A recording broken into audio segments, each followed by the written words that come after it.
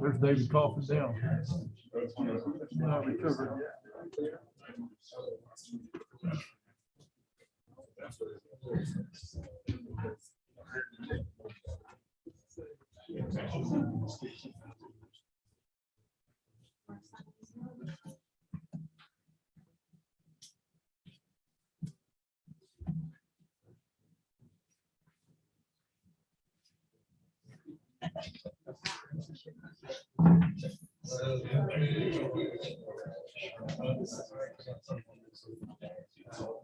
John, would you mind saying the pledge? Oh, no, not at all. Guy doesn't show up. You bet. I haven't heard from him, but.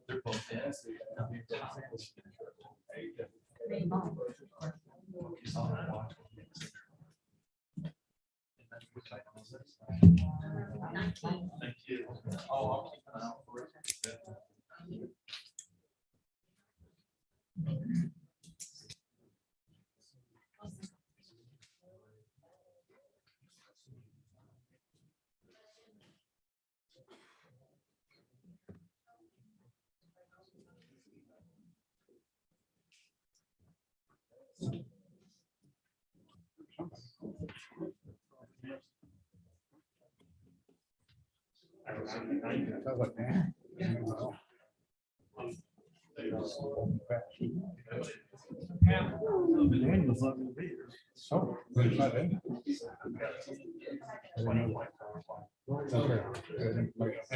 Intel. Oh, he's joking about what we're doing. Celebrating his birthday. Too young to worry about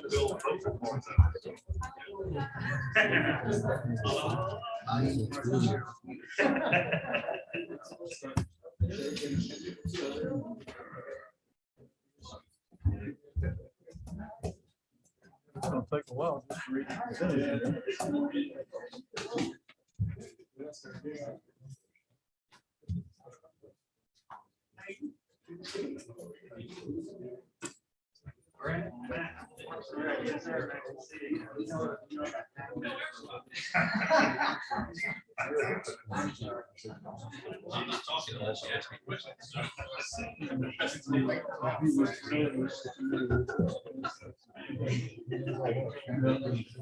Yeah.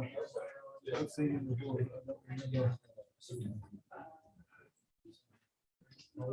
Now, that's Mr. Sheriff from-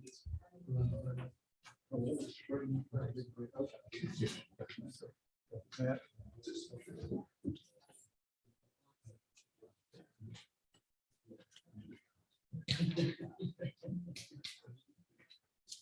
No.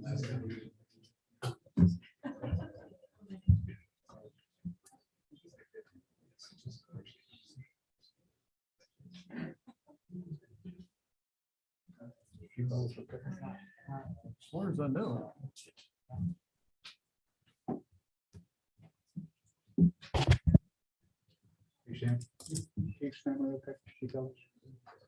Sure. Oh, okay, I see him now. Oh, I didn't see him.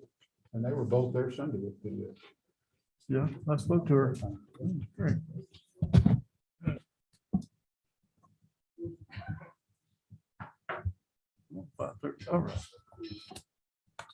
Good afternoon. Welcome to the Belton City Council meeting for January 25th, 2022. Glad to have all of you here. Tonight, the Pledge of Allegiance will be given by Councilmember John Holmes. The Pledge of Allegiance to the Texas flag will be led by City Clerk Amy Casey, and the invocation will be given by Councilmember Dan Kirkley. Please join me in the pledge. I pledge allegiance to the flag of the United States of America and to the republic for which it stands, one nation under God, indivisible, with liberty and justice for all. Under the Texas flag, I pledge allegiance to thee, Texas, one state under God, one and indivisible. Father, we come before you tonight rejoicing that you have given us the victory. That, Father, in these uncertain times, you are there. You are all powerful, you are gracious, and you are merciful. And we rejoice in our ability to come before you. And we ask, Father, that according to your wisdom, that you would grant us the ability tonight to see things as you do, that we might be all you want us to be in regard to those we love in our community, that we might do business for them and for our King. In Jesus' name, amen. Amen. Thank you. Call the meeting to order. First item on the agenda is public comments. Citizens who desire to address the council on any matter may register to do so.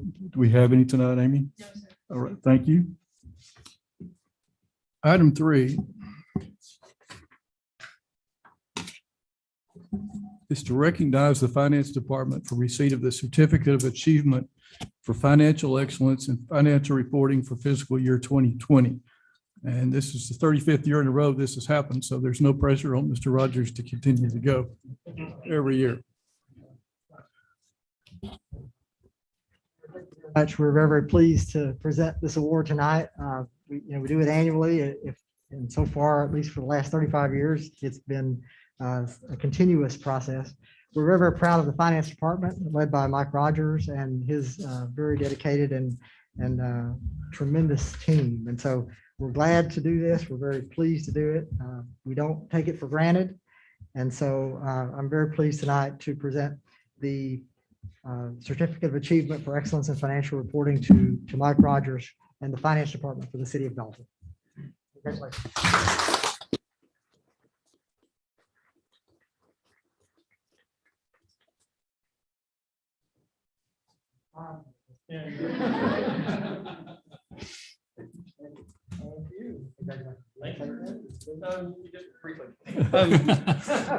Just briefly. PowerPoint? PowerPoint, no. No. I'll PowerPoint you to death, I promise.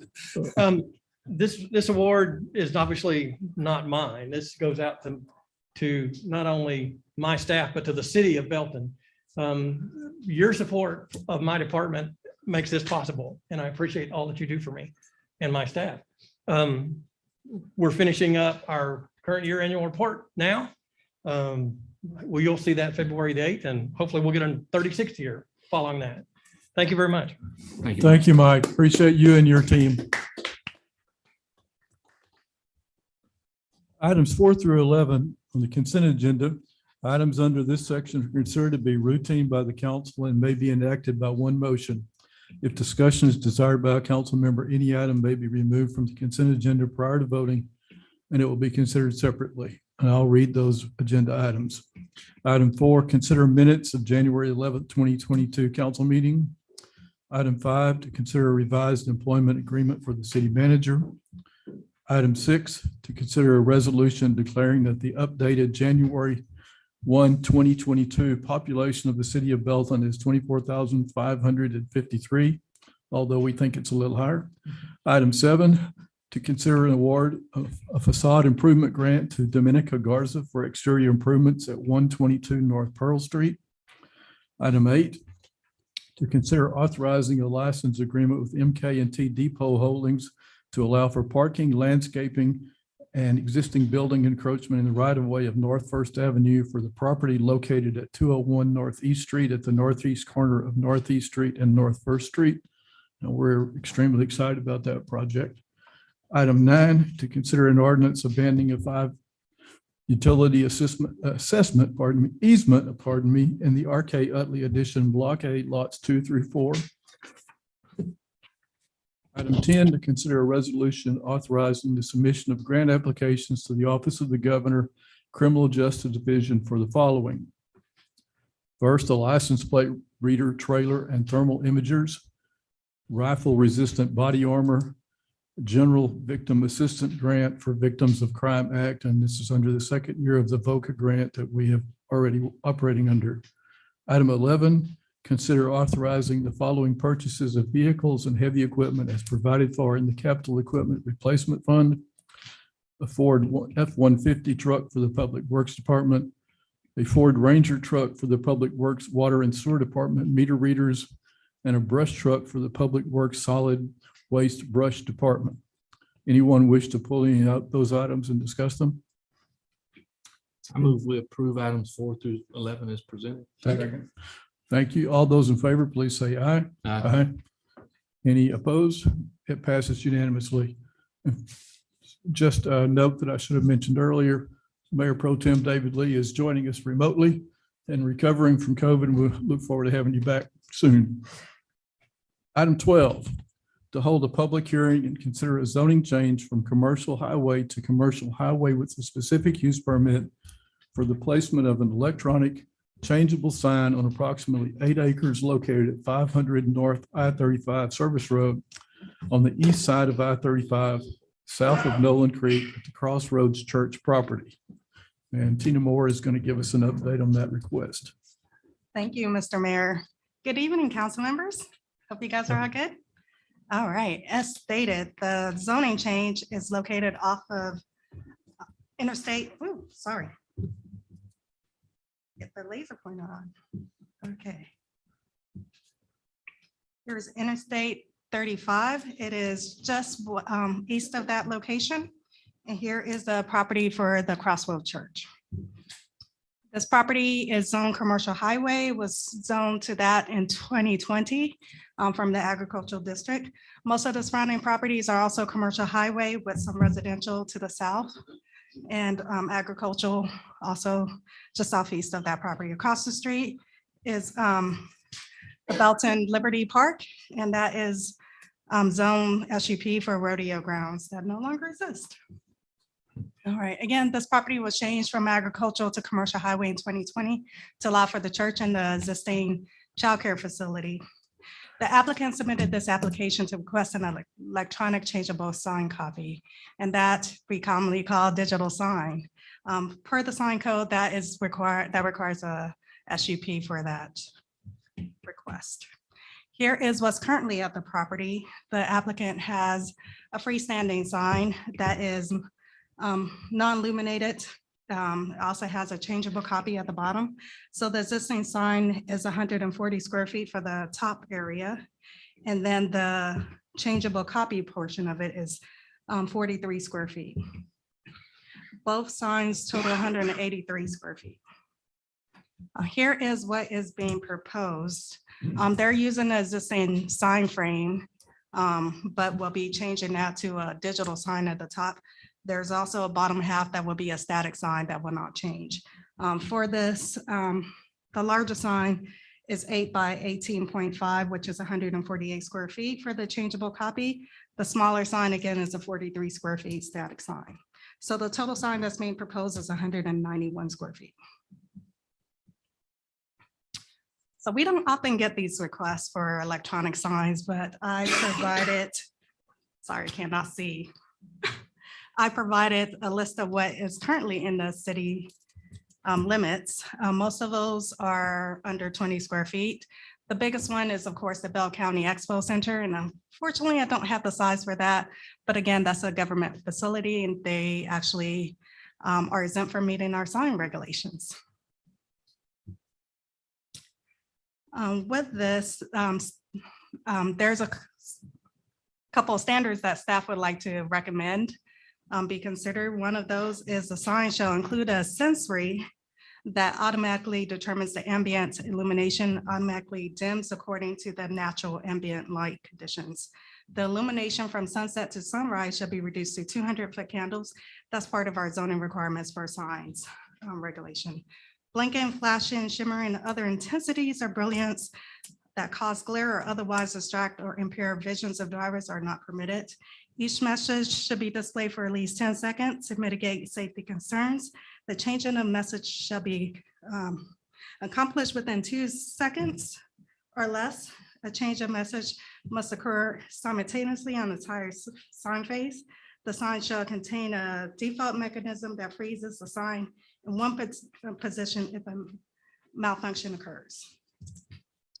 All right, so for allowable land use, the land use is not changing. What is being changed is the sign request. For the sign regulation, the sign code allows for a maximum area of 225 square feet, a maximum height of 20 and a setback of 5. The current sign, I believe, meet those requirements. For the height of it is determined by the height of I-35.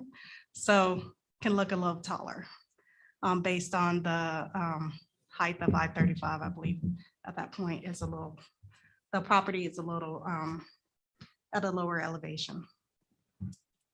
All right, so notices were sent out to property owners within 200 feet of the property, and we received no letters of, actually one letter of support for the proposed zoning change. And with that, the Planning and Zoning Commission heard this item at their January 18th meeting and unanimously voted to recommend approval for this request. With that, I'll be happy to answer any questions. Also here in attendance is the pastor of the church, Matt Thrasher. He is able to answer any questions that I may not be able to answer. So thank you so much. Thank you. At this time, we'll open the public hearing on this. Reverend Thrasher, would you like to speak, or anyone else would like to speak for or against this proposal? If not, I'll close the public hearing and open it up to comment and discussion by the council. I'm glad the auto dimming and maximum brilliancy, I guess, is included in that. I also wanted to make sure that that's I believe the proper terms are static and not an animated sign. Correct. So no hand waving or arrows pointing or anything that would be distracted to I-35. And I'm just curious, I think in the past, the city's been a little Scenic more, City. yeah, The Scenic City. a little more restrictive because the scenic city designation. I'm just curious, Sam, of your thoughts on the digital signs and opening this or.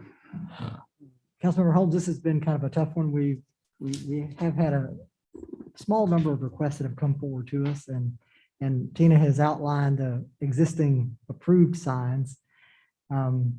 We've gone from a public use at the Expo Center, now an institutional use here.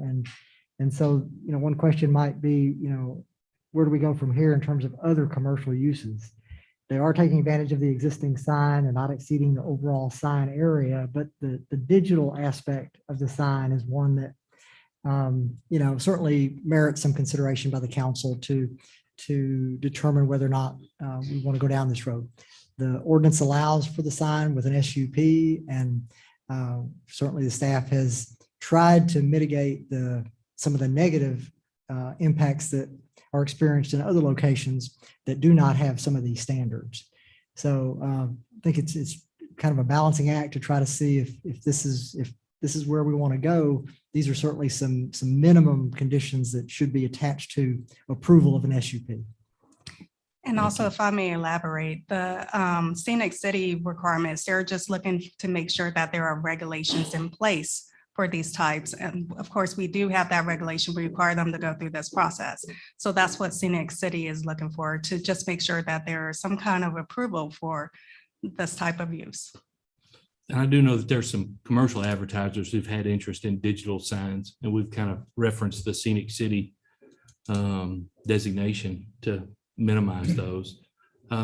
Do we have any kind of detail on the resolution? Because when I think about the one at the Expo, it's not, the resolution is not too great, or, it seems like it's much older or outdated. So I hope that would, the resolution would be really quality, especially right there next to I-35.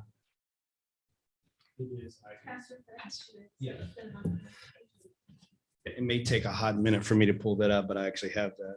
And please don't interpret my questions as being against it. I'm not at No, all. sir, not I at just all. wanna It make- is, it's very modern. It's manufactured by a company out of Katy, Texas. So it's made right here in the United States. In fact, I'm meeting with them tomorrow night, but it's a very high resolution. Obviously, in the day, it matters more because the sun's out, and we do meet all of these requirements that the city is asking already. So I will find that out. Okay. And Thank you. the one at the Expo is over 10 years old, so I'm sure there are newer technologies, just to elaborate on that. So a couple of comments from my perspective, being on planning and zoning, I think when we first started looking at the potential for digital signage and what should it be or shouldn't it be? And originally, I think our intent was to have no digital signs. And then when gas stations started coming out and they basically replaced the old flip the sign with a pole or something, they actually went to digital. Those are static and there are really no real regulations you need to put in it because it's just numbers of the price of gas. And so we started with the SUP, and I think we allowed one, maybe two, and then the Expo came along. I would say that the challenge with the Expo is content and the person who's making the sign, because the Dr. Pepper logo is not the right aspect ratio. So it looks like it's about 4 miles wide and 3 inches deep. And so the Dr. Pepper can doesn't always quite look like a Dr. Pepper can. And so the challenge I think we would have with digital signage with all of these things, not animated, this brightness, that brightness, has to last at least 10 seconds. How in the world is anyone ever going to really monitor and say, well, you know, this digital signage was originally proved to be 9 seconds at length, and I've been timing it, it's at 7 seconds. I think it's a long tail to that. And I personally, you know, and I'm a nerd, I love technology. I personally don't see the need for digital signage on this kind of establishment. The content, even those with regular signs in front of churches, I think on about the third day of the week, people are struggling to figure out which pun do we put up today. And it's like, what content needs to move? Now, if Keith Urban's coming or whatever, then we can see that content's going to change maybe 2-3 times a week. Anyway, but my inclination is personally not to have many digital signs at all. And so this would be no different.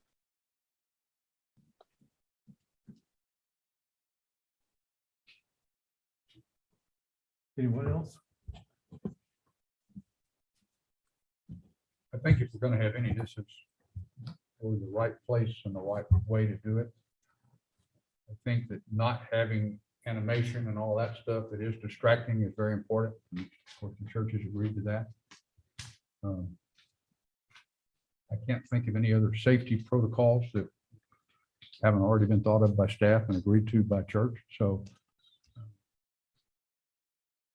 and I think it's a good place and properly done in an existing signage with the same square footage. And so I would support that.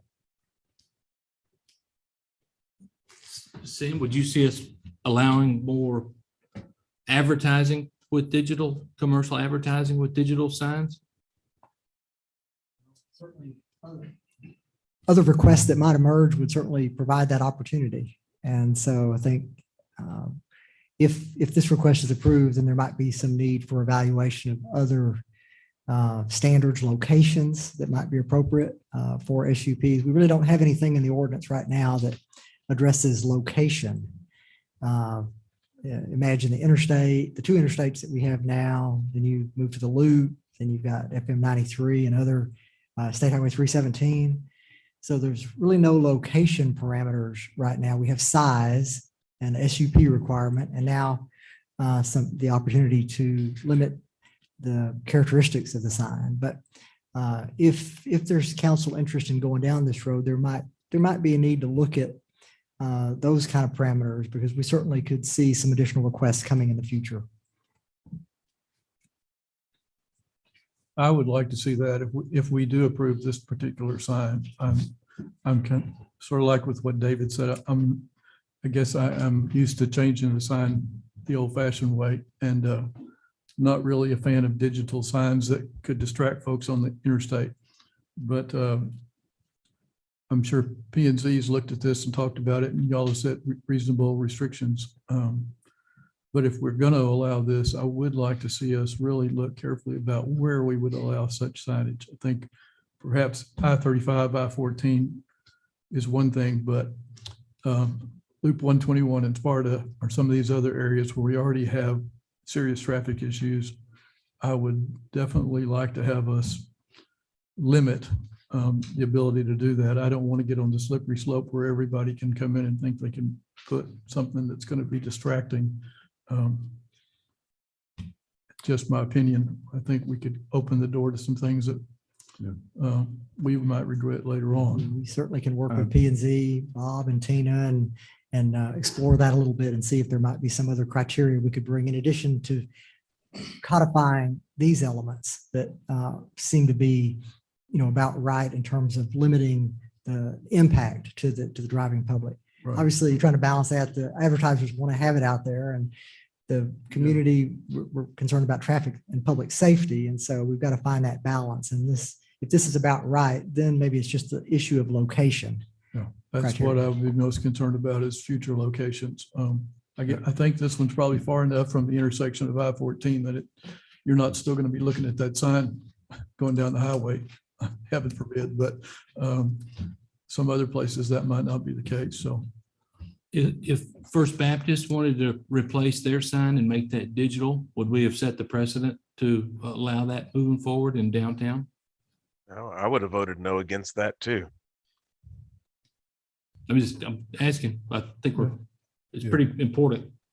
that's what I was talking about with location, but it is a slippery slope. If you say that this church can do that and the Baptist or the Methodist or the Christ the King want to put up a big digital sign up there by my neighborhood, then Well, and that's, it's, when I go, and again, this is totally overblown, right? So you go down to Vegas and you see lots of digital signs. It kind of defines what that is, right?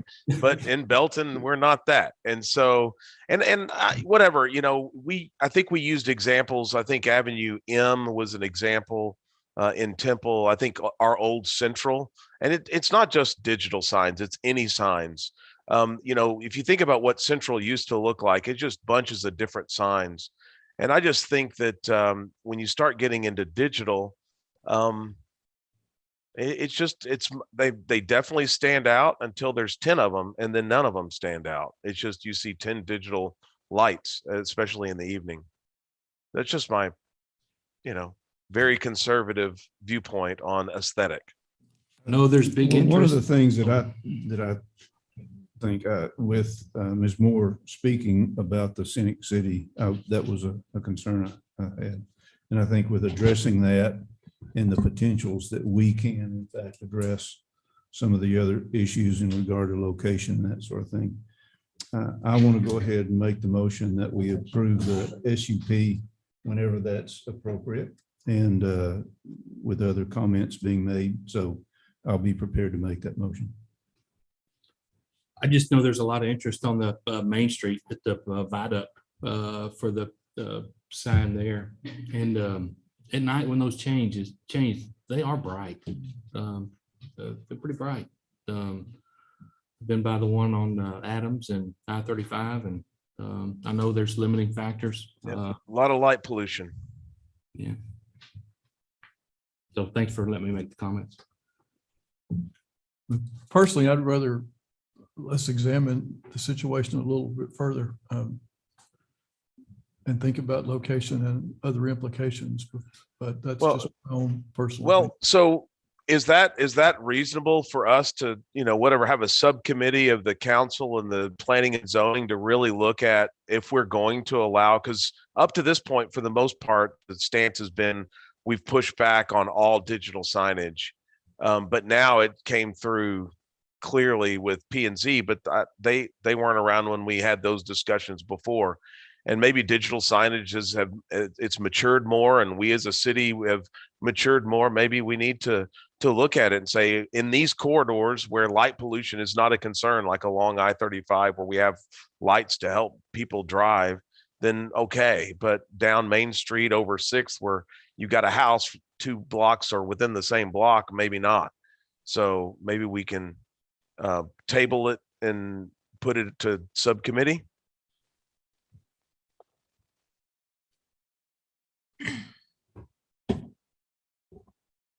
Well, Dan, did you make a motion? Yes. My motion is that we approve the specific use permit for the signage, electronic changeable sign at the Crossroads Church property. And also highly recommend in the process that we look at location, size, illumination, and those sorts of issues. It's probably time to revisit that. Do I hear a second?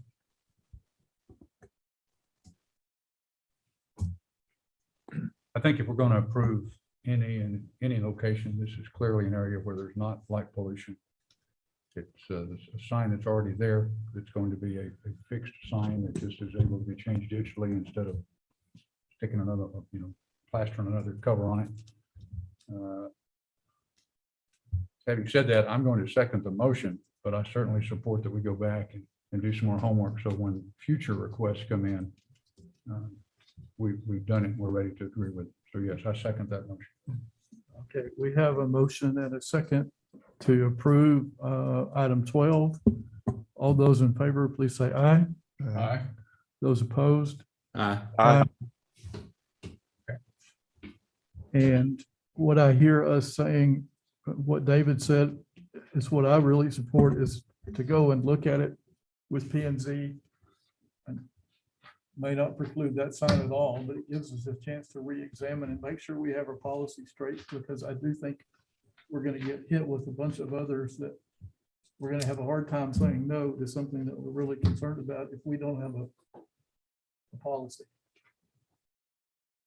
So Reverend Thrasher, I hope you can understand the position, just slow down the process a little and let us make sure that we have our ducks in a row, because once you do that, I have a pretty sneaky suspicion that you will not be the last one to make such. The Methodists will be right behind you. That's Oh, yeah.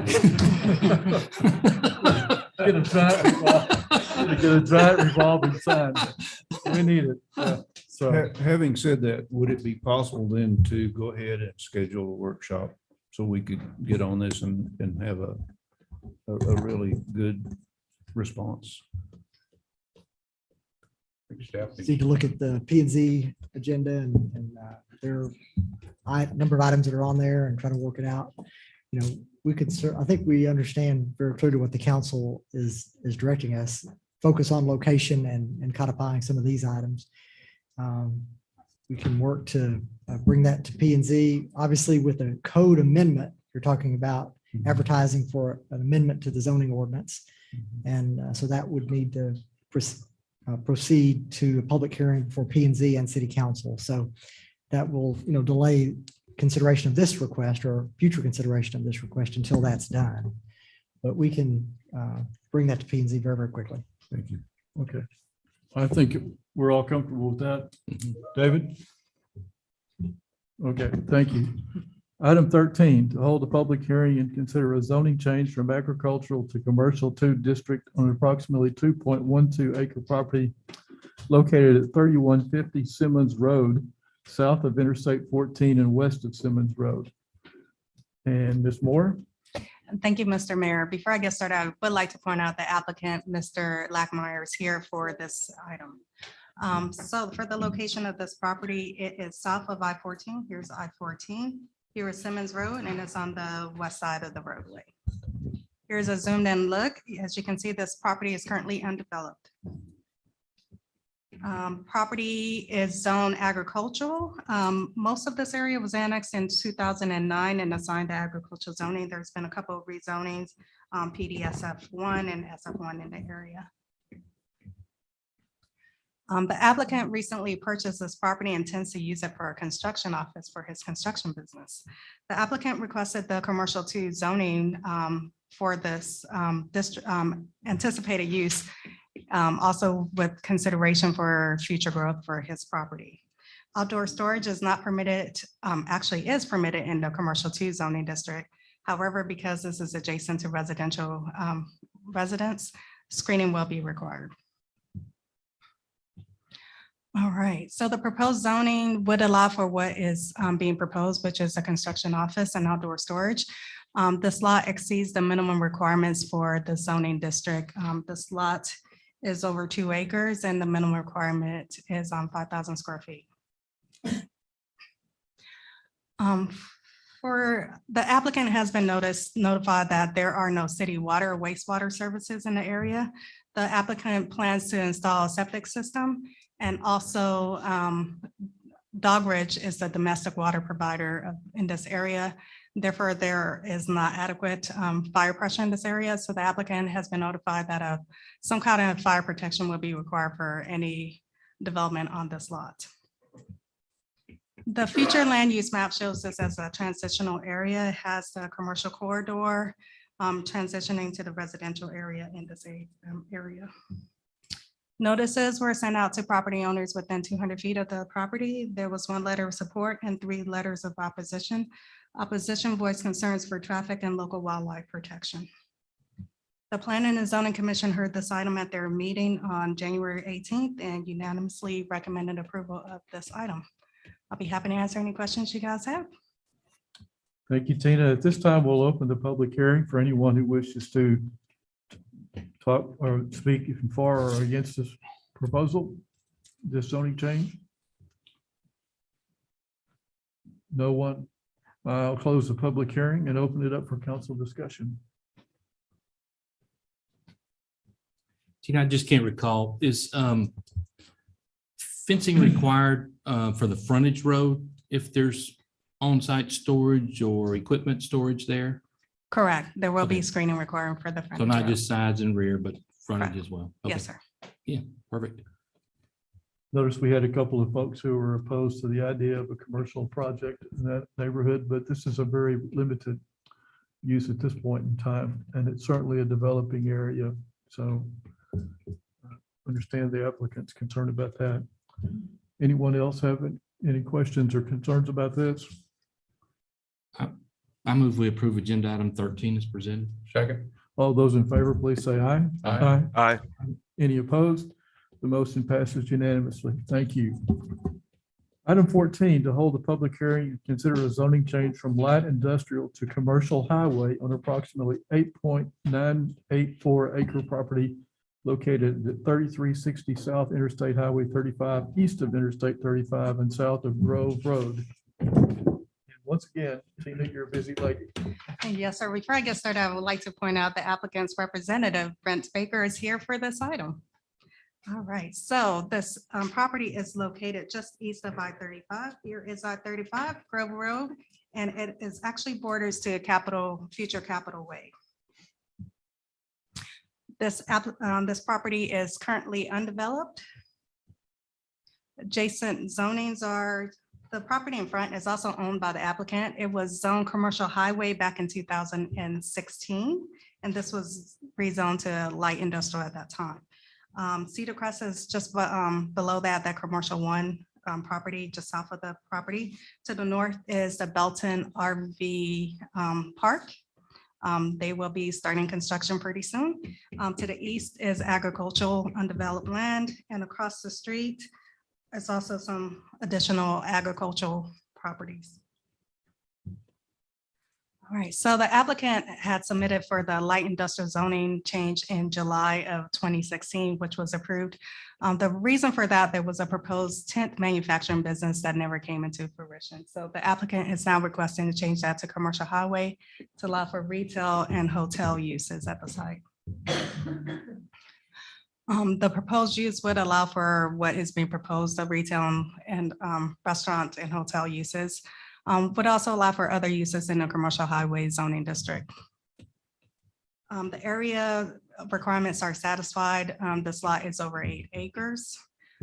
Setback requirements will be reviewed with any proposed project at that time. The future land use map identified this general area for commercial uses. The requested zoning seems like a reasonable request. Notices were sent out to property owners within 200 feet, and we received no letters of support or opposition.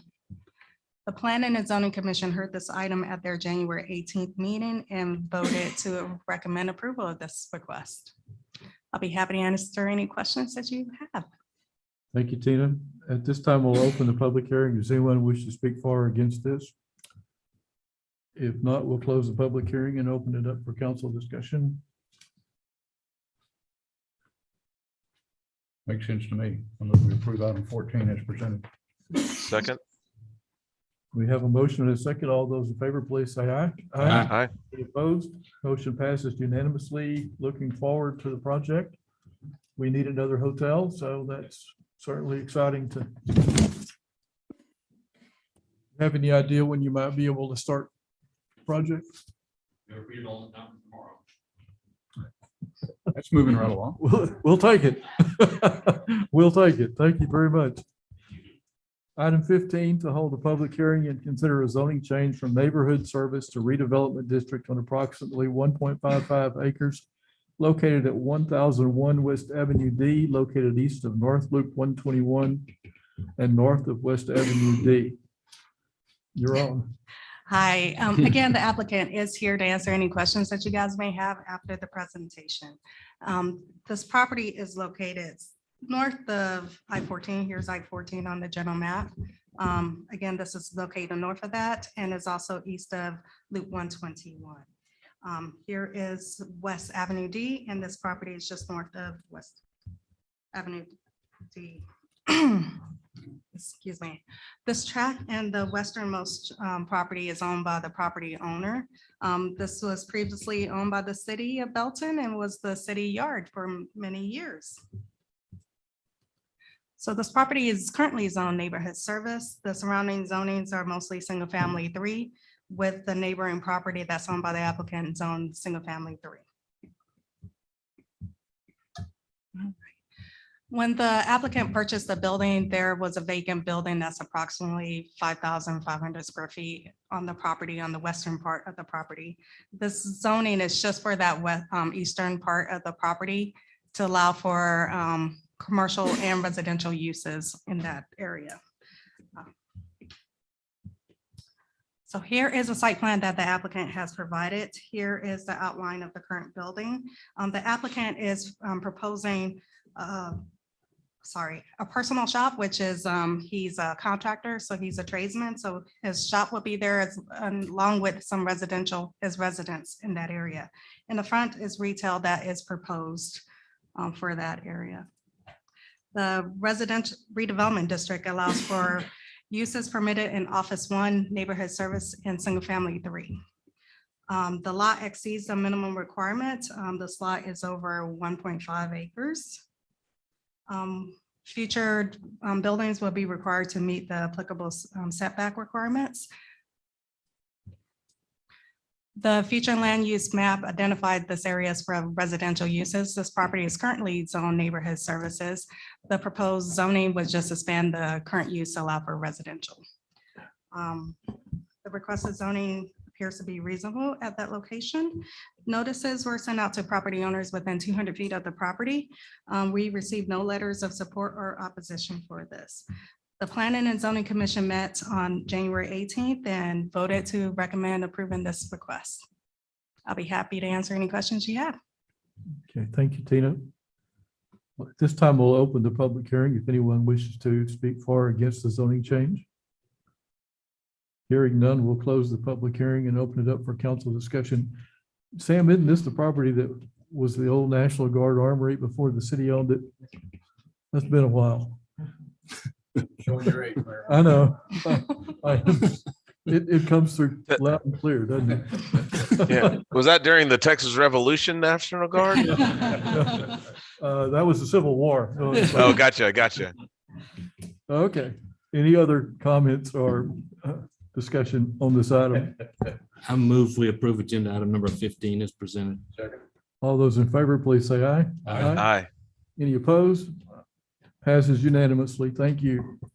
Item 16, to hold a public hearing and consider a zoning change from agricultural to commercial highway on approximately 9.78 acres located at 1901 South Interstate Highway 35, generally located west of Interstate 35 and south of Interstate 14.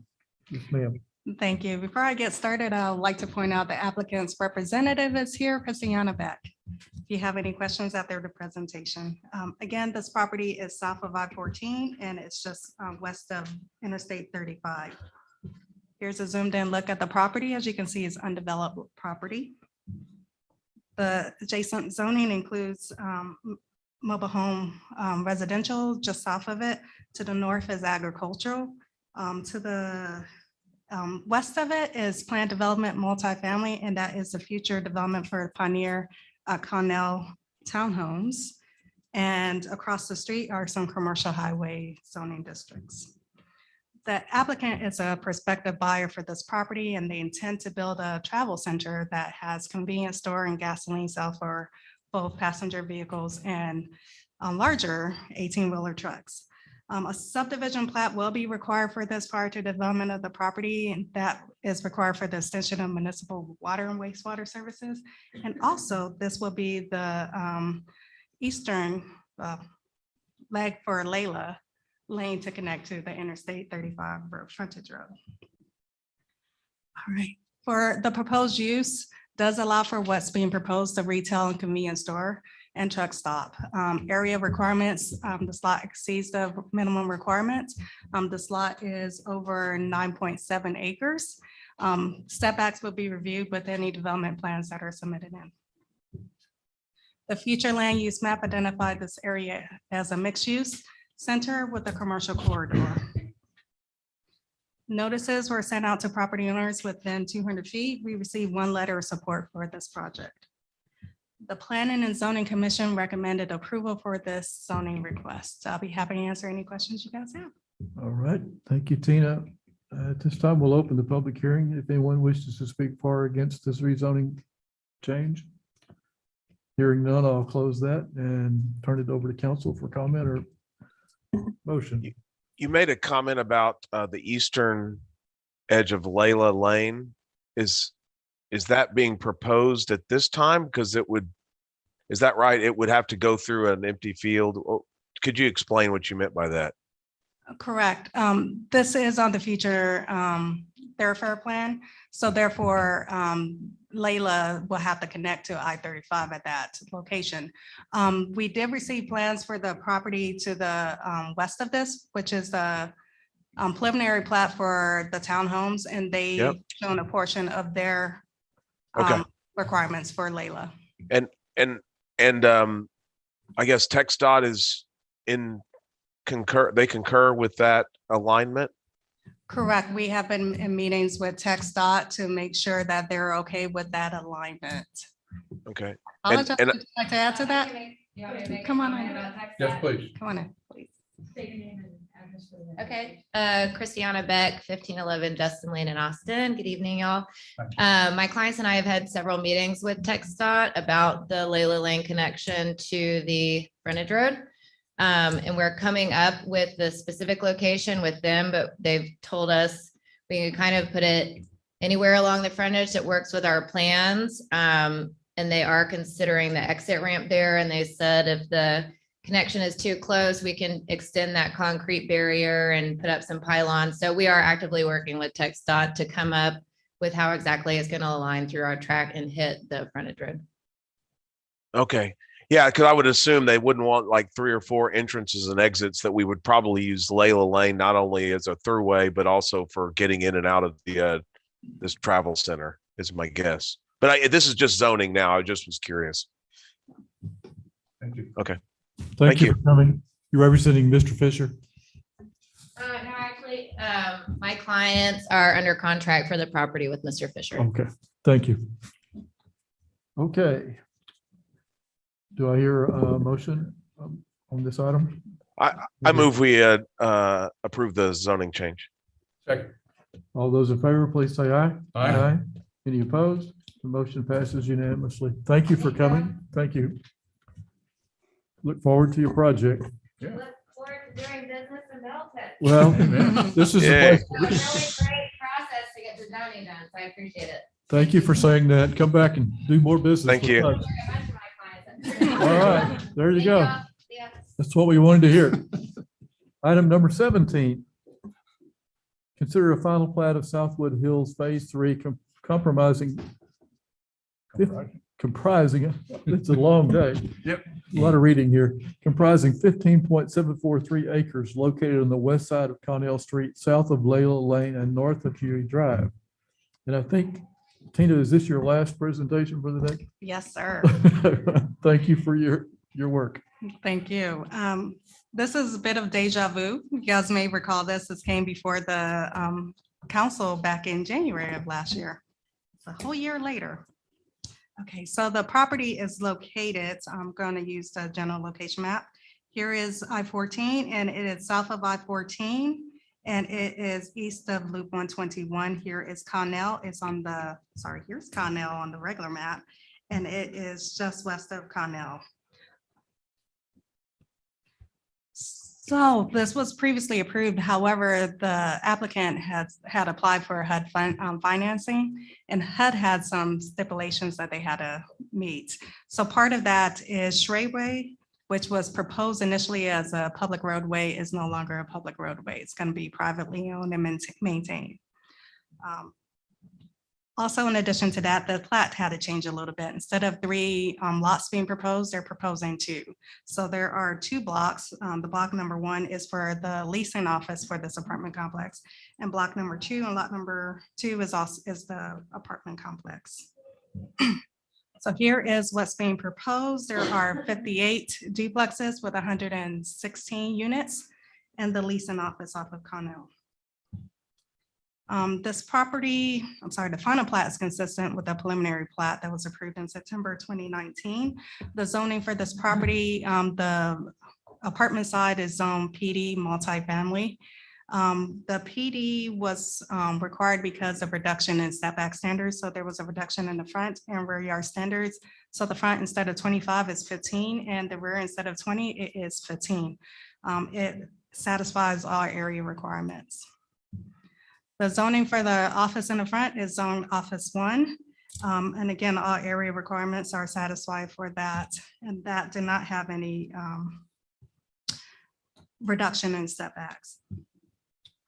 All right, for the subdivision, an 8-inch line is proposed and that line will come off of Southwest Parkway, connect to the 8-inch line that's existing there and extend all the way over to Connell and connect to the line on Connell. The water will be private and as with all the private connections for the apartment complex. For the sewer line, there is an 8-inch sewer line that was sent from Connell down to Southwest Parkway.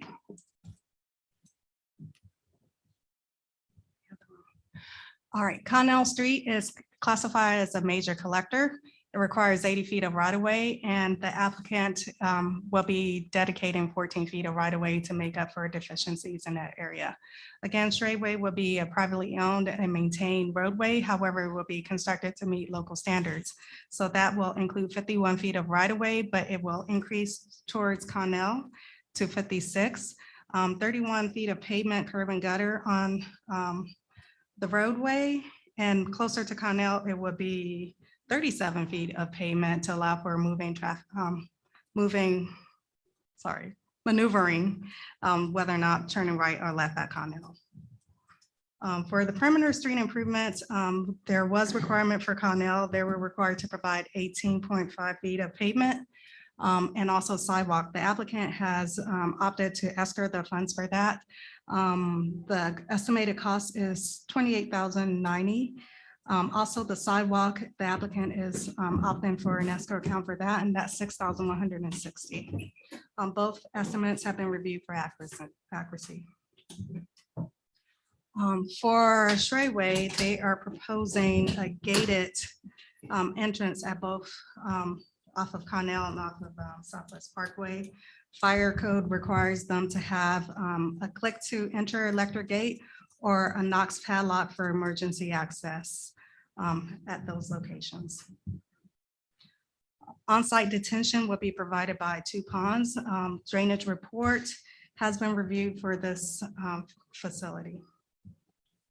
For parkland dedication, council may recall, in March, the applicant had requested to have private park that was previously approved. With that, they will be developing a picnic area and a half-court basketball and a horseshoe area for the resident. That was also a HUD requirement that they provide these amenities for the complex. With that, the Planning and Zoning Commission heard this at their meeting on January 18th and recommended approval of this. Staff have reviewed the plats and we have, all of our comments have been addressed. I'll be happy to answer any questions you have. Thank you, Tina. This one doesn't require a public hearing. Any council members have questions for Ms. Moore? Have we had HOAs that have owned streets in the past and maintained those? Any issues with that?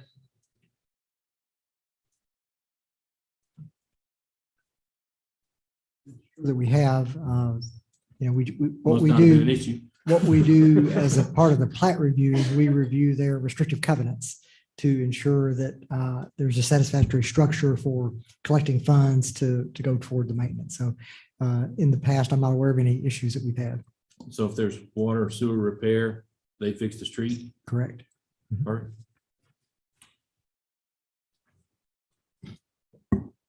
Any other questions or comments? I would entertain a motion. I move we approve agenda item number 17 is presented. Second. Second. All those in favor, please say aye. Aye. Any opposed?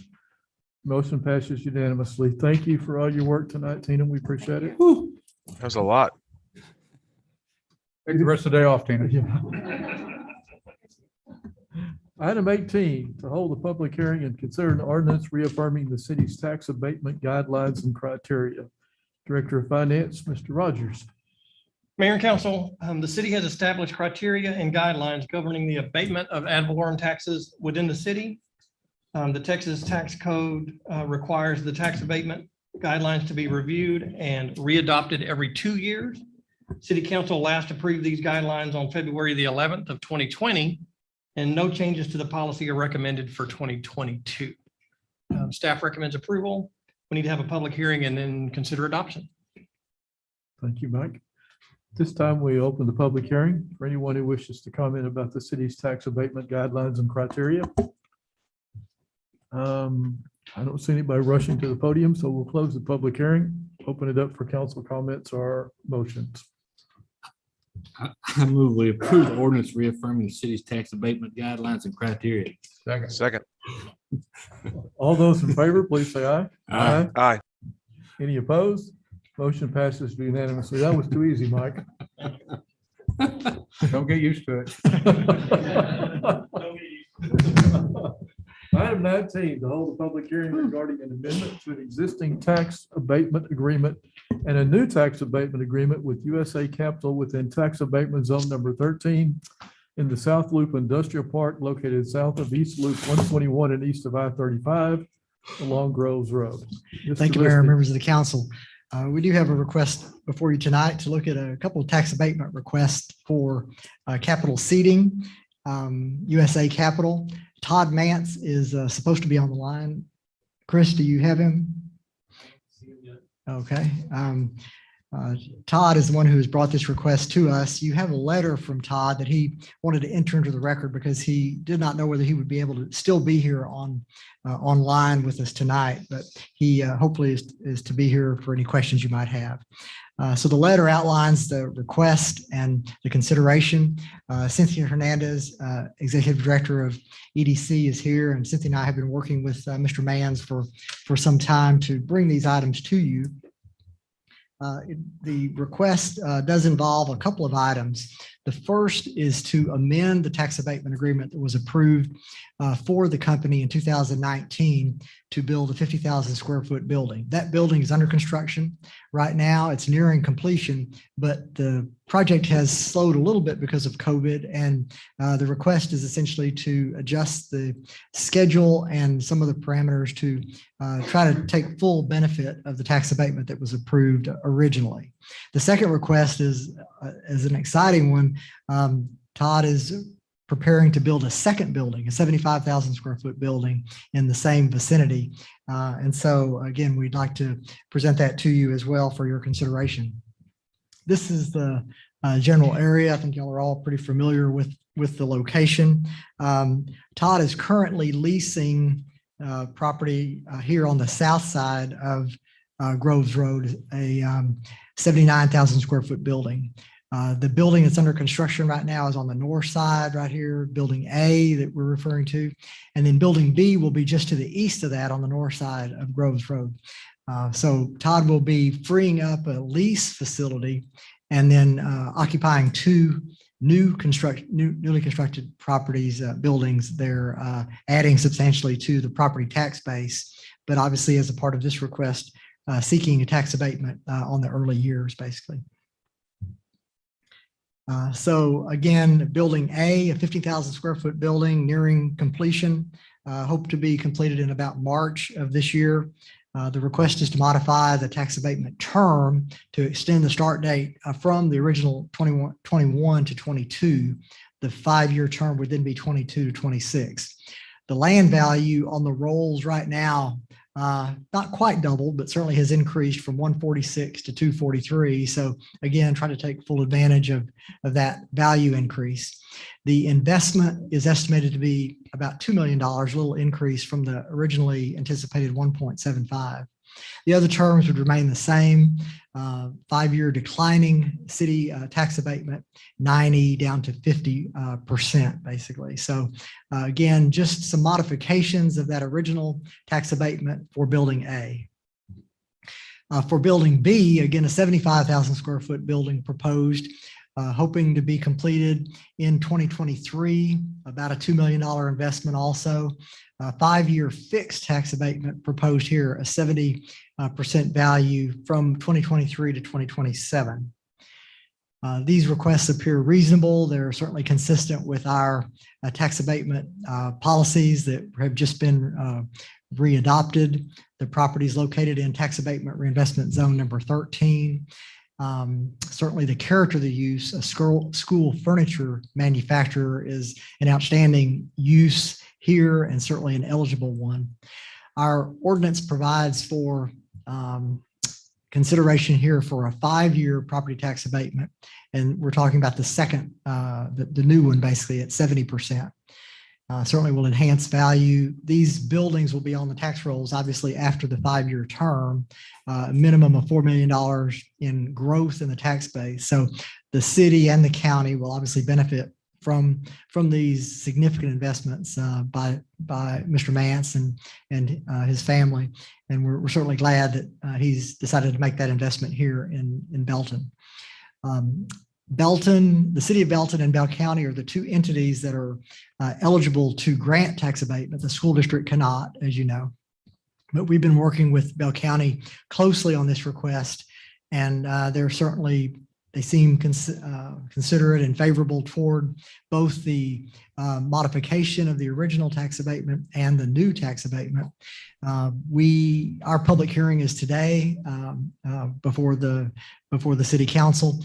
We jointly advertised the public hearing for the city council and for the county, which will be on the 7th of February. And we're hoping to get these items adopted. Here's the fiscal impact to the city for building A.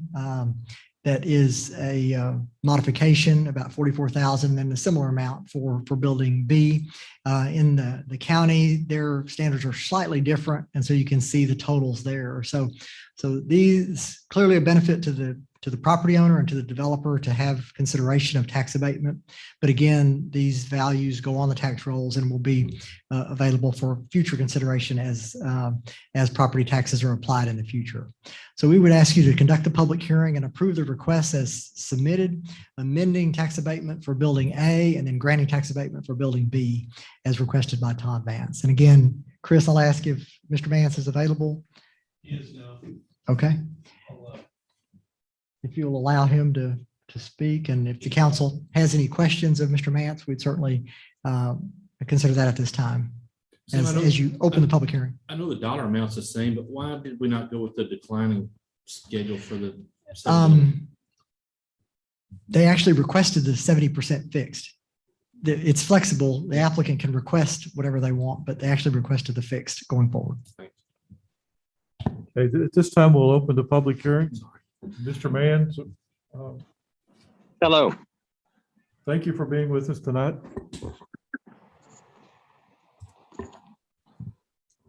You'd like to tell us what you're envisioning there?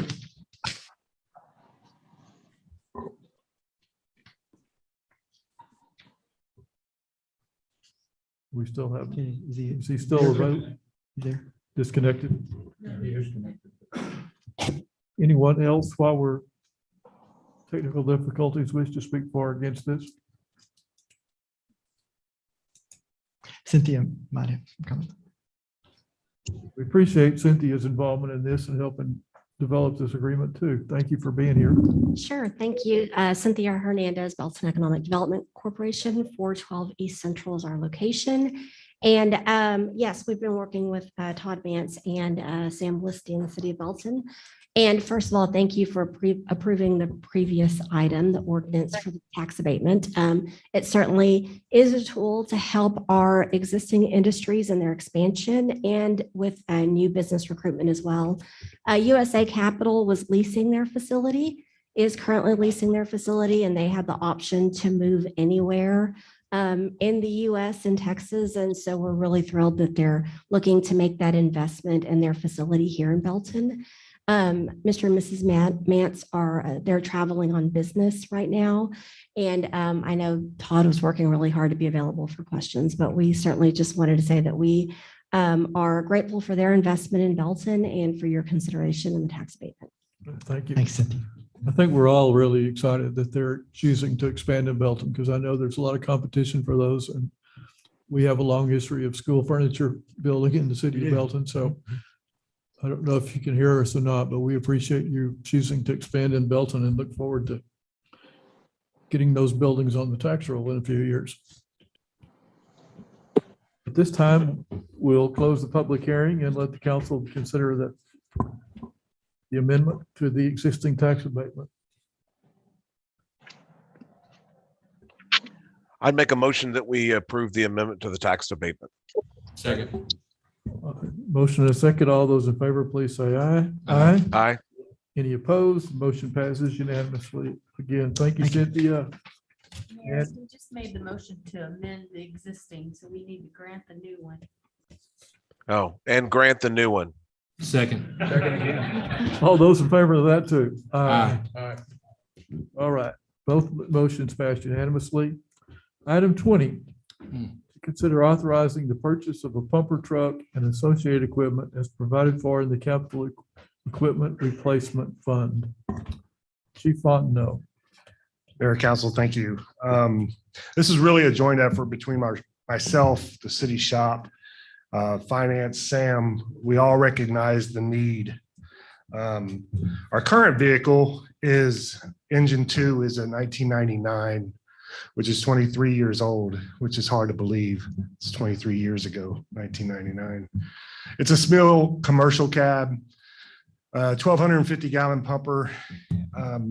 The hours is what concerns me the most when dealing with evaluating a diesel engine.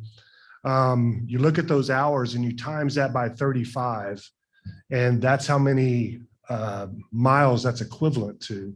So this thing has over 300,000 miles on the vehicle. It's in pretty bad shape. I think I sent a evaluation done in 2020. When I first started, we evaluated each one of the trucks, and I amended that evaluation to show some of the concerns we currently have. The life of a fire truck is normally 15 years of frontline service, 5 years of reserve. This truck has been in reserve for more than 5 years. It's definitely more than 20 years old. The apparatus is showing signs of excessive wear and tear. The reliability is becoming questionable. Parts are harder to find on this truck, and it's becoming more costly to repair. What we're proposing is a new 2022 Pierce Enforcer, which is very similar to our current engine 1. It does have a little bit better motor, more horsepower than our current truck, and the compartment space is designed to meet the need of Belton, which is a rescue. We spend a lot of time on that highway, a lot of vehicle accidents on that highway. This truck will be able to handle that additional equipment needed to handle those type of calls. So we're really excited about this particular truck. And for the financial considerations, like I said, this was really a joint effort between everybody. I think Mike's going to come up here and talk a little bit about the financing. Chief, how many gallons per minute did the old one pump? 1,250. And this one's 1,500? This one's 1,500. So now it comes down to financing, right? So this engine is going to cost around $800,000 once we completely outfit it. And so we looked at two funding sources, the one that we obviously look at is our equipment replacement fund. And, you know, when there's a vehicle that doesn't last, whether it's this expensive and doesn't last as long as you expected it to last. And when the equipment replacement fund was originally established, we had a 2030 replacement date. Now, I don't know why we thought that truck was going to last 40 years, but that was what we had. It moved forward to like 2024. It comes down to there's not enough funding in the equipment replacement fund to pay for this engine. So what we looked at afterwards is the fund that's we've had for a very long time, the Zorley Great House Trust Fund. The considerable donation that Miss Greathouse made in 1990 to the city. We've used this fund several times to help us out in kind of these times of need. And here we are now 30 years later, and she's doing the same thing for us, helping us out when we have a funding shortfall. So tonight we'd recommend that we use the remaining funds of the Zorley Great House Trust Fund, which is $138,216, and then make up the remaining purchase of $659,000 with the equipment replacement fund. I'll tell you ahead of time, we're going to be bottoming out the equipment replacement fund with this purchase. It just is. We'll have around $110,000 to $125,000 left in that fund once this year ends. And then we still will be making contributions during this year, but that, and I apologize, that last line's a little bit misleading the way as I read it as I'm sitting here. That 109 that you see left is after the current year contributions. But we will continue to build up that fund as we go along. But this will substantially reduce the balance there, but we'll be fine afterwards. Staff recommends approval, and we'd be happy to answer any questions. We met earlier with the Great House Trust, and those of us there voted to dissolve this, but we also had a long discussion that we want to do something very substantial to honor Mrs. Greathouse's gift. Because when she gave us this gift in 1990, for those of us who were around back then, the city did not have the money to buy fire trucks and ambulances. And bless her heart, she was not a native Beltonian, but she moved here from somewhere else and loved the city and left us that money. And it has multiplied in a way over the years in terms of the benefit to the city. So we're going to find a proper way to honor Ms. Greathouse, her memory and her contribution to the city of Belton. So didn't make a final decision as to exactly how we would do that, but certainly we want to honor her for what she did for us. So. Just one comment. Mike, can we possibly review depreciating equipment and life in our replacement date? Yes, sir. I mean, to find out that we had planned on keeping that for 40 years. So we might need to modify some it is of my, those. yeah, correct. It is my plan to actually create a policy for what we fund and what we don't fund through the equipment replacement plan. I'll be honest with you that these types of items that are this expensive with this long a lives are difficult to fund through an equipment replacement plan because of the exact thing that we're doing tonight. When something goes wrong, you're short money anyway, because you haven't set aside enough. So I need to develop a plan, a policy for that. Exactly as you say, what goes in, what's not. It's really great, designed for kind of those recurring, you're going to buy vehicles every year. And so that sort of stuff is great for the equipment replacement. It's just these larger items kind of. Maybe that's a reoccurring capital equipment committee every 20 years for certain items. I mean, it's not a roof, it's not HVAC. Yeah. But it is a big ticket and we've got to manage that. Correct. Yeah. When we did the new, water meters, gas meters, whatever we did, David Lee brought up the concept that we pay as we go sort of thing, so that when we go past the warranty on these, where we have the funds to do that. And it might be wise to start doing that sort of thing, just like we did when David made that suggestion. Yeah, we are funding the equipment replacement fund. But for these, like I say, for this large of item, maybe a one-time, if we're having a bond issuance planned in the next 2 or 3 years, work it into a 10-year bond or something like that for these are just, $1 million, $1.5 million ladder is difficult to fund over a career of 30 years. The Great House Trust Fund really served as our original capital equipment replacement fund when we did not have the funds to purchase ambulances at that time when that was first set up. And so we did that several times. We replenished the funds. And so that kind of got us started. And certainly we will appreciate that contribution that she made, and we'll certainly find a way to honor her as well. I think, we've got a couple of things here. I think John and everyone's bringing up a really good point. I think we do need to plan for it a little bit better. I would also say that I don't want us as a city to plan on debt. If we're going to we're going to be the beneficiary of someone donating us money and us to pay off our credit card and then not to build up cash for the next time.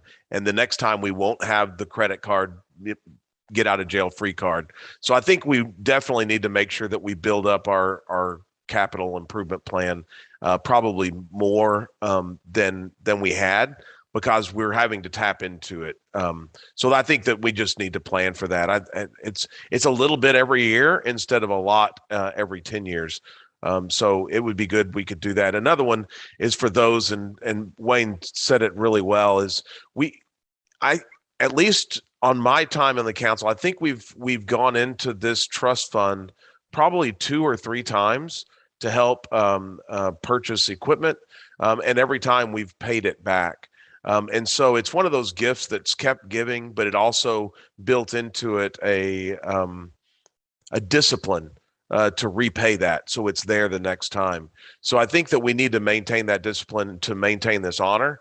And to also Wayne's point, we've never really stated to the world what she's done. And I think in the meeting, John Messer might have said it is we now have an opportunity to show Belton what she did for the city in a very public way, instead of privately during a budget meeting once every 4 or 5 years. So hopefully the staff can come up with a way that we can put a plaque or I think it's a great story. And so it probably needs a storyboard somewhere so people could read why that existed. So again, that being said, I don't know, do we need to do a motion at this point? One more question.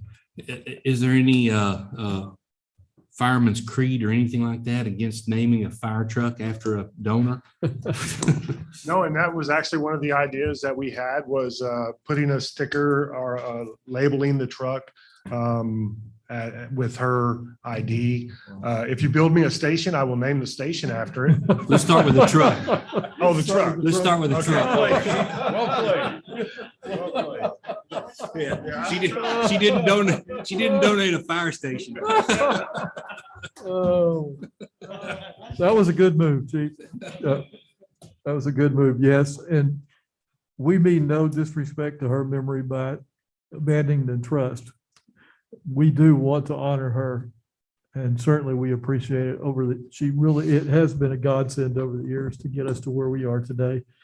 And Mike, I heard you say that we're working on the capital replacement fund, and we may need to look at how much is going in there, because I know that ladder truck is not going to last forever either. And those fire trucks are sure not getting any cheaper, are they? Woo.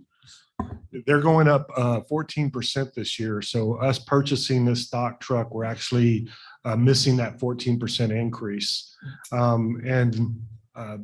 When dealing with Siddons Martin, the people, we evaluated 3 different trucks, 3 different manufacturers in this process. And Siddons Martin was very they have the best product that we saw that met our needs, but they also gave us a $20,000 discount. They really did us very well when it comes to what they're quoting us. We're getting a lot of truck for that money. This truck is in production, and it's expected to be here in April. In April. Yeah. So That's great. this is a huge commitment to go ahead, go forward with this, and to have it available that quickly to respond to the need. Well, it's pretty obvious that we need it by April for sure. So thank you, Chief, and thank you, Mike. And I don't know, we may appoint a committee, city manager, to come up with some suggestions and let the council make a decision on how we want to honor Mrs. Greathouse. Is that all right? Did we authorize this? We have not. I've moved that we authorize the purpose of the purchase of pumper truck and associated equipment as provided for the cabinet equipment replacement fund. Second. All those in favor, please say aye. Aye. Any opposed? Motion passes unanimously. Item 21, to consider authorizing the city manager to execute a professional services agreement with Casberg, Patrick and Associates Engineers to prepare a water and wastewater master plan update. And I think before Mr. Bates starts, water is such a critical and an increasingly critical aspect of our city and our state and our nation. And just want to say one thing about former city manager Jeff Holberg. Many years ago, he put us in good shape in terms of long-range water purchases. And since Sam's been here, we've tried to continue to do that, but he got us off onto a good footing back while he was here. He just passed away. I just want to give him credit for some of that. So Matt. Absolutely. Mayor, Council, thank you for letting us present this item to you today. Obviously, a water and wastewater, fairly self-explanatory, the master plans that you may have seen and read before. I want to just kind of quickly touch on what we are hoping to get out of the plans. Important to note that of both plans that we have, the water and the wastewater, both were substantially updated in 2008 with minor revisions in 2015. So that is what we're dealing with, a 13-year-old, almost 14-year-old plan. And you have all just sat through Tina's marathon there of the development that's occurring and every service connection that will lead to, every duplex, every gas station, travel center that comes in. So I think that there's a pressing need as we start to think about growth, think about development, having these tools at our disposal to really effectively use it. So from our wastewater master plan, they're going to pull a lot of data. It's immediately looking at our maps, looking at our CCM boundaries, our service connections, our service lines, making sure that we have all up-to-date information and current info on that.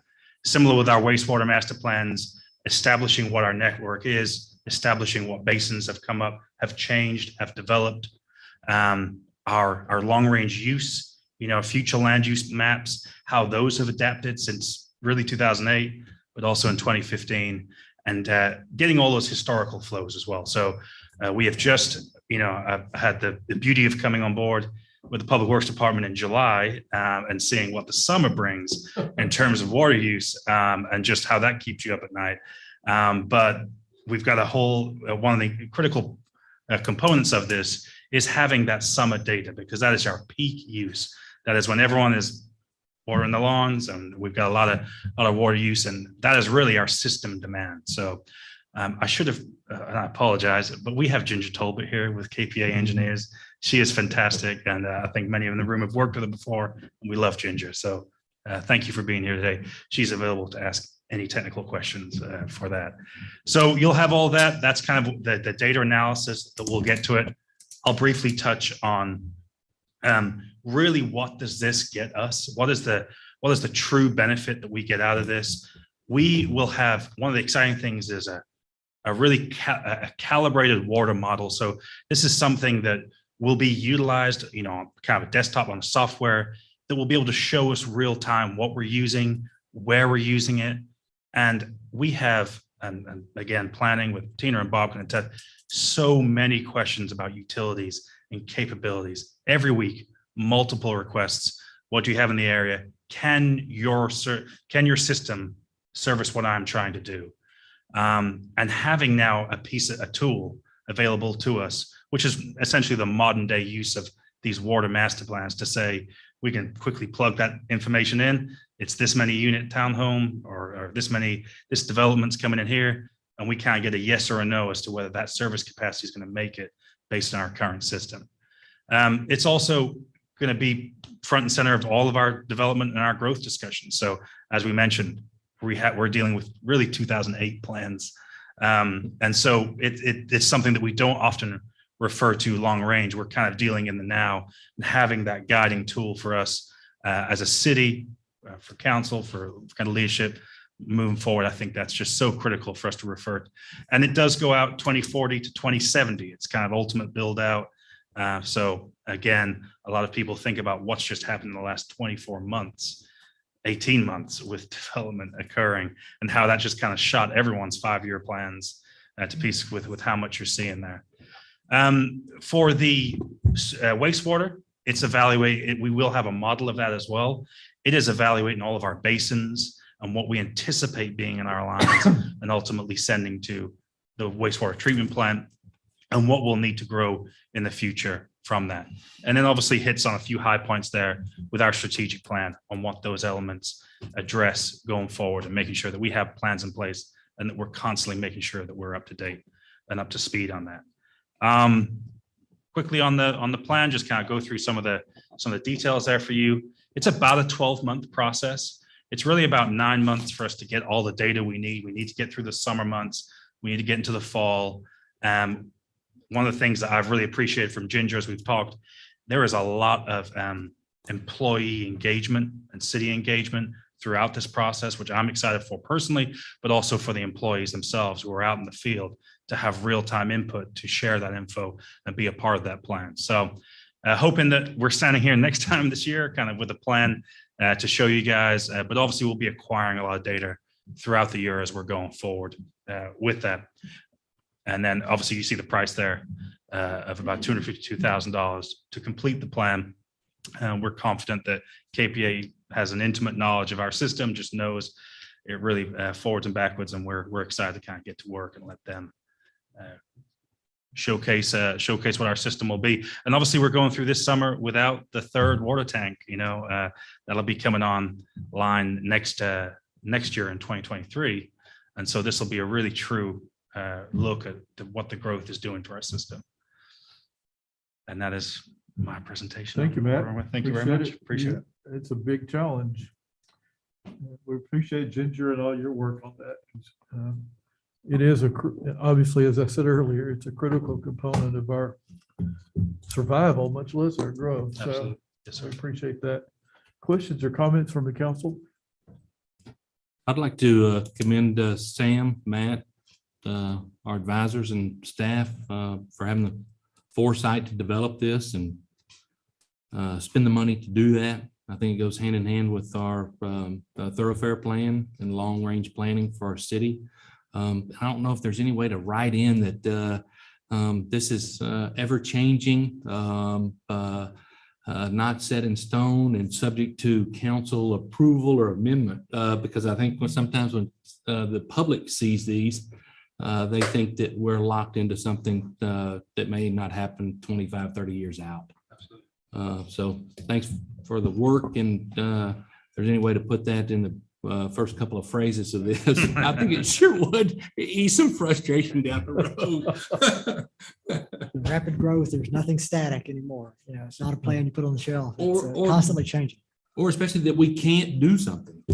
So I think I want to stress that though it may show up on here, we have a lot of tools and economic development and other resources to try to get things done and project that type of attitude. And when it comes to water, Mother Nature is still the ultimate decider anyway. So, but we appreciate all that. Any other questions or comments from council members? I think this is extremely important, and I think the pace of growth and of all these projects just says, man, we're already late, but folks coming to us, I know you were, one of the things you had to check was, hey, can I get my hotel on the sewer? And that's kind of dicey in that area. And that, okay, there's a line there, but it's a pressure line, and it's at capacity. And I'm glad I hope we've been able to meet your needs. Good. Yeah, so important. Thank you. We got the best team on it too. Thank you. Right. Do I hear a motion to allow the city manager to do this? So moved. Second. Have a motion and a second to authorize the city manager to execute a professional services agreement with Casperg, Patrick and Associates to prepare a water and wastewater master plan update. All those in favor, please say aye. Aye. Aye. Any opposed? Motion passes unanimously. And thank you everyone for your attendance. And thank you, Matt, for your report. And thank you, Ginger. And we are adjourned. We'll be in executive session in about 3 minutes. Yep. You bet. Yeah. Thank you, Chief. Good report. You got any other trucks that we think are gonna live 2 lives in one in the plan? Yeah, that's getting long in tooth.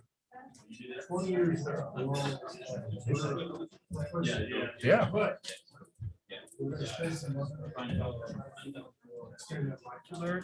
Yeah, yeah, good. Appreciate it. Much calmer this week, Larry.